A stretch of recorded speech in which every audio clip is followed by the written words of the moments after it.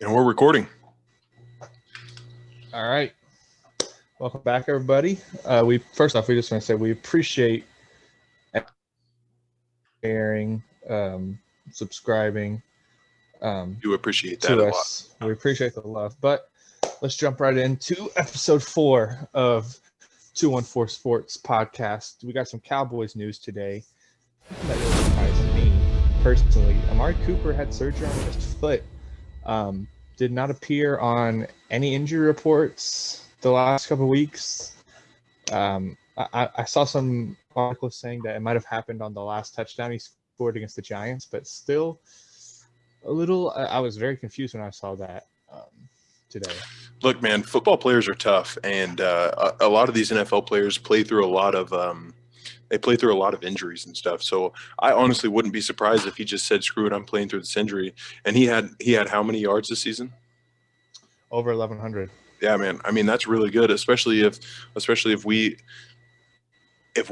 he really did play on an injury this whole season. I mean, that's outstanding for a receiver, dude. 1,100 yards with 4 quarterbacks is pretty amazing I accomplishment. know, and without Dak, dude, for most of the season. Exactly.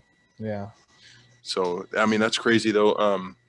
I was definitely surprised whenever you told me that. I was like, Amari Cooper, foot surgery. What's going Yeah. on? What is all Yeah. this noise? Did not expect to see I that at all. It popped up, and it was a Cowboys reporter, and they said it just said Cowboys receiver gets foot surgery, and I was like, what? And it said via Amari Cooper, and I was like, oh, so he confirmed it himself. yeah, That's yeah. absolutely wild, dude. He just posted it on his Instagram story. It was weird. It was weird. But speaking of Instagram, we got some Cowboys fans messaging Tad Prescott, Dak Prescott's brother. There's some drama going on there, man. Yeah, There's I always, mean, but well, I don't. What I don't understand is why they're going in on Tad. Like, I, I I personally don't know what's going on with him. I don't really keep up. It's kind of like keeping up with the Kardashians. I don't really keep up with that kind of stuff, so I'm not into the so drama. essentially on Twitter, Tad is just saying like he's feeding all these flames of like essentially he's not the biggest fan of Cowboys fans because of the way that some, not I love Dak. I think pay him his money, whatever. We talked about this before. Oh yeah, But most like some Cowboys fans, of course the crowd that thinks Andy Dalton is a stud, um, they don't like that for some reason, even though they had no problem giving Tony Romo all the money for subpar performance, hmm unlike that. But I think that he's just getting tired of it. And actually saw one message. He got a message that said somebody said, "Tell Dak that we'll love him in Washington, or we'd appreciate him in Washington." And he said, "I already have, bro," with a period right after it, which is very interesting to me. I don't see that happening. Um, Washington has a history of trying to get. I mean, they tried to get Amari Cooper last year. They offered him $20 million more. yeah. He turned it down and said, "No, I want to be a Cowboy." So I'm not worried about that. But it's still he's lighting the flame for this drama. It's really weird to me why he Well, I would. mean, but does that really warrant the? I'm going to read these messages. I won't say the person's username, but does that really warrant these messages that Tad got, where the guy is saying, "Go fuck yourself, fuck face. Dak doesn't deserve a shit brother like you. He deserves better. He probably wishes you were the one that died, not not Jace. Um, Jace was a good person and way better, and a way better brother than you'll ever be." No. That's what I'm And saying. I would like to take our little small platform and say, Tad, if you are ever or anybody that's watching this, that is not what we do as Cowboys fans. We do not do that. We especially do not bring personal matters like their brother's death into this. Yeah. Um, no, that's not something. Even if Dak was to say, "I don't want to be a Cowboy anymore," which he hasn't. He said I'm a Cowboys fan. I want to be a Cowboy for life. Right. You don't do that stuff.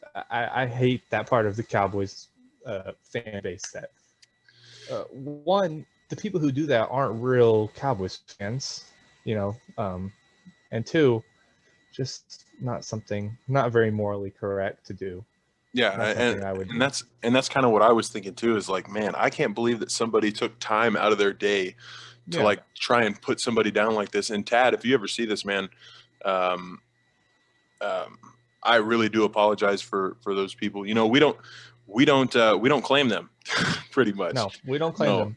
So I And mean, we love and support your brother yeah, and you. and you as well, Tad. I mean, we support you, bro. And like I said, we absolutely. I mean, I know for at least for us too, we absolutely love and support Dak. So we're excited to see where everything goes with him.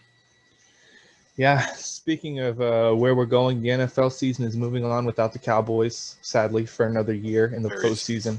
Yes. Let's break down some of these games. Let's start off with the NFC. The Nickelodeon game. This game is going to be featured on Nickelodeon. We've got the Saints versus the Bears in New Orleans. I'm not sure if there will be fans there, but still going to that dome is a tough thing to do for a not very strong Bears team, I don't think. Yeah, the Bears are sitting at 8-8 right now, and New Orleans is sitting pretty at 12-4. Man, I don't know how Chicago's going to get out of this one. I mean, Drew Brees is a hell of a quarterback, and I don't really see. I honestly don't really see Chicago winning in this, unless hey, maybe all 11 other offensive starters get hurt. But other than that, I really don't see.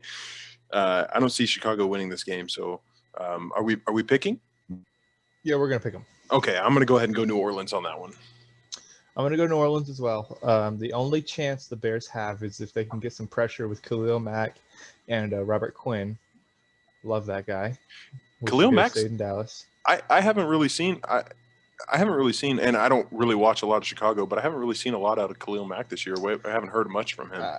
I don't know if he's been as dominant this year, but also we haven't heard a lot about Aaron Donald this year. It's been kind of a weird year. I don't know.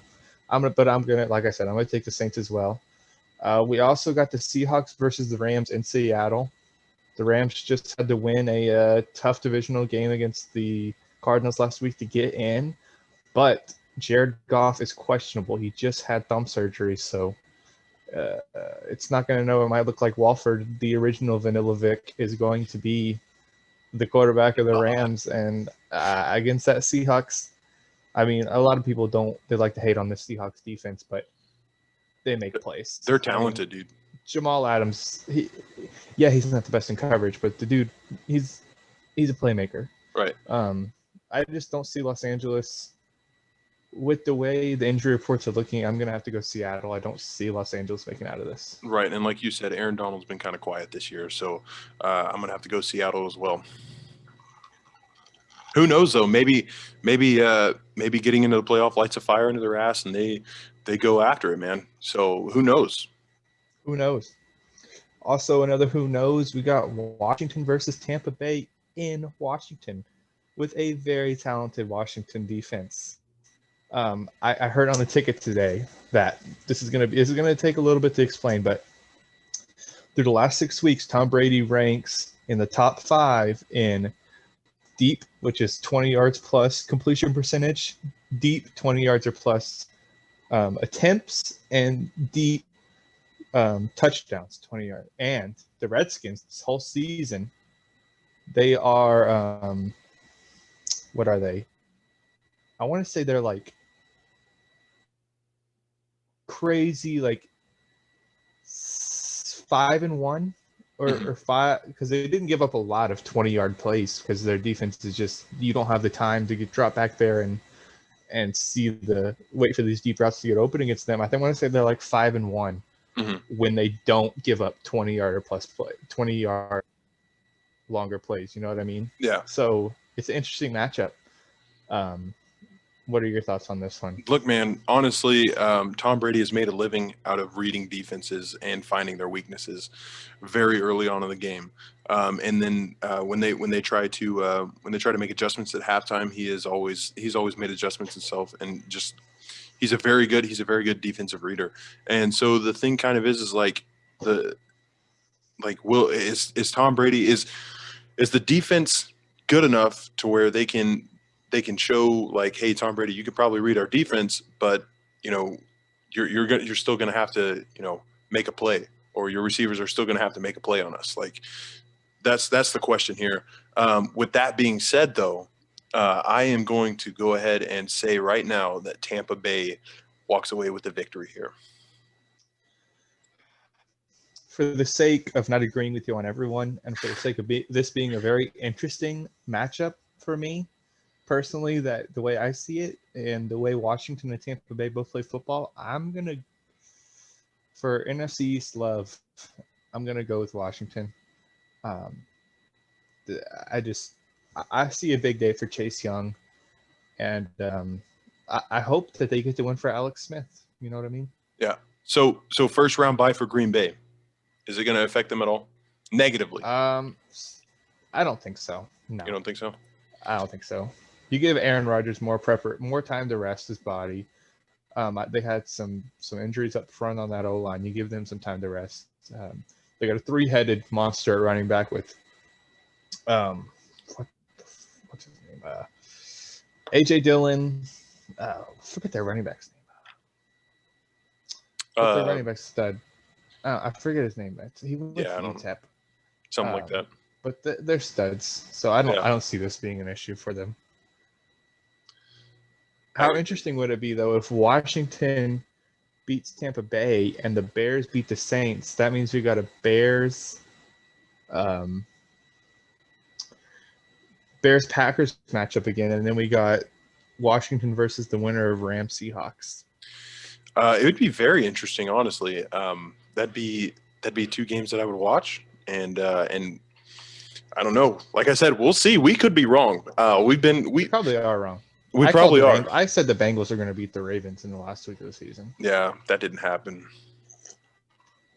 Well, speaking of the AFC, let's jump over there. We got Bills Colts in Buffalo, and this is a Colts team that just squeaked by into the playoffs. Of course, they're an 11-win team, but the AFC was extremely competitive this year. But this is a Bills team that is, in my opinion, they're a very tough football team to beat. 13-3, and they had the hardest record in the NFL. Mm-hmm. And I'm just going to cut it short here. I'm going to take the Bills. I think Josh Allen has a big day against that Indianapolis secondary. Oh, I completely agree as well, dude. Bills Mafia is going to be out. They're going to be loud. They're going to be proud, man. And that's all they want is to move to the next round. And hey, if they can do it, they can do it. But I am going to agree with you. They can do it. They can do it, and I'm going to agree with you. The Bills are 13-3, and then Indianapolis is 11-5. So, like I said, it's going to be a good game. I'll tell you that much. It's not going to be. Nobody's going to run away with it, but it'll be a good game. And like I said, I think the Bills will come out on top. All right, we got a rematch of a Week 17 matchup where the Steelers rested some key starters. Steelers-Browns in Pittsburgh, but Kevin Stefanski has COVID and is not going to be able to they're talking about on Pickett today. He is only going to be able to address the team up to 15 minutes before, like via Zoom probably. But then after that, there's no communication with the head coach of the team, a Browns team that has made the playoffs after an 18-year drought, which is a huge blow. Huge blow. Look, I got a lot of people. I know a lot of people that are going to be rooting for the Pittsburgh Steelers. And, man, I honestly don't see a way that they lose this game, especially with Big Ben in the backfield. But I'm thinking, and I'm really hoping that I'm right, because I know one person, and Brock, if you're watching this, I hope I make you proud, because I'm going to go with the 11-5 Cleveland Browns to win this game and move on. I was actually thinking the same thing. The Browns are going to be playing inspired football. And honestly, if there is an underdog that you do not bet against, and he's been bet against every time in his career at every stage, is Baker Mayfield. I'm not going to bet against Baker Mayfield that he's not going to come out juiced up, ready for this game. I'm going Browns as well. And I think it might be Browns in a convincing fashion. It might not be a close game. You saw what they did at Tennessee. They crushed Tennessee. In Tennessee, I mean, we got them next up on the docket, but I'm agreeing with you there. Big win for the Browns. Big statement win. Okay, we'll They're see. unlock unlock the fridges with the Bud Lights, and everybody's going to be shotgunning. I don't shotgunning, huh? I don't really think I don't see it being a runaway game, but I do see it being not a very substantial lead, but like I said, kind of like the last game, I think it's going to be pretty close. So I say a 10 to 13 point win for the 10 to 13. I'm thinking 3 to 7. Well, how close do you think this Titans-Ravens game in Tennessee is going to be for you then? Oh man, I don't know. The Baltimore Ravens played the Bengals last week, and I mean they showed out. But the problem is that Tennessee has shown up time and time again, and I mean they're here, man. And so I don't really know how I feel about that game. They're both 11-5. So, I don't know. I'm going to go with my gut, though, and I'm going to say that Baltimore is going to take this one. I figured you'd say that. But as you know, and as I've said on this podcast before, I'm very high on the Titans. They're my dark horse. Not a very dark horse, but they're my dark horse to go to the Super Bowl. That's who I see going to the Super Bowl of the AFC. So, of course, I'm taking the Titans. I think Derrick Henry has a field day against this Ravens defense. I don't know. Just this Titans team just built to win. They are built to win. Man, I'm rooting for the Browns to get to the Super Bowl this year, if I'm being honest. They're not going to the Super Bowl. The only Browns that are going to the Super Bowl are in your toilet. Don't say that. The Browns are going to the Super Bowl this year. Brock, you heard me. So you heard it here first.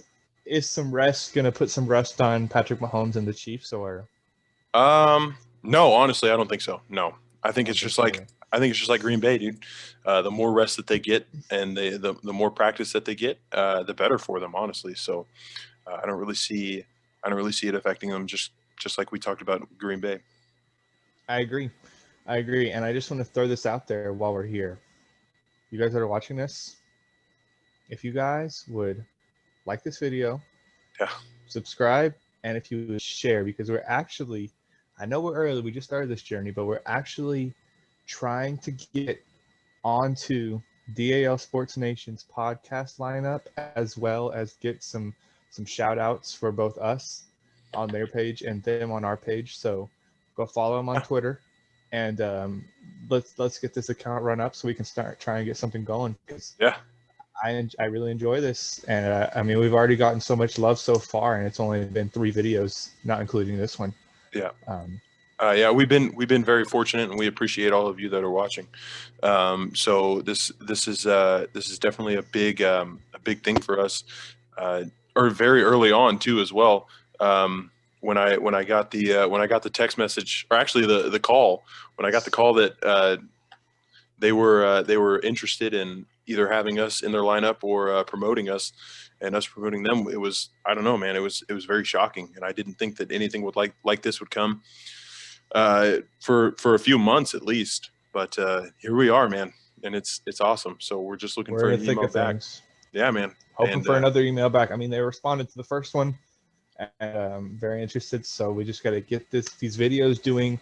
They're doing well already. We're not saying that we don't appreciate the love we're getting. We're just saying that if you feel like maybe, hey, let's go share this on Twitter, let's post this on Facebook, it's gonna be hella hearts. Hella hearts.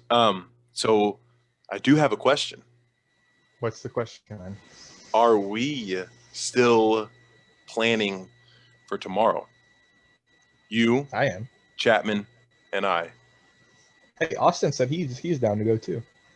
Austin's not driving out here.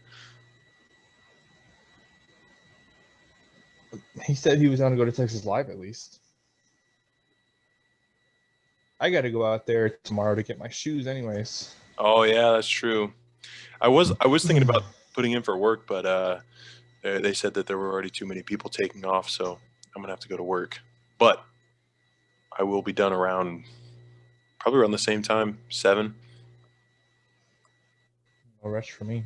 No rush for me either. But hey. No rush for me. Just think that gets done with this, huh?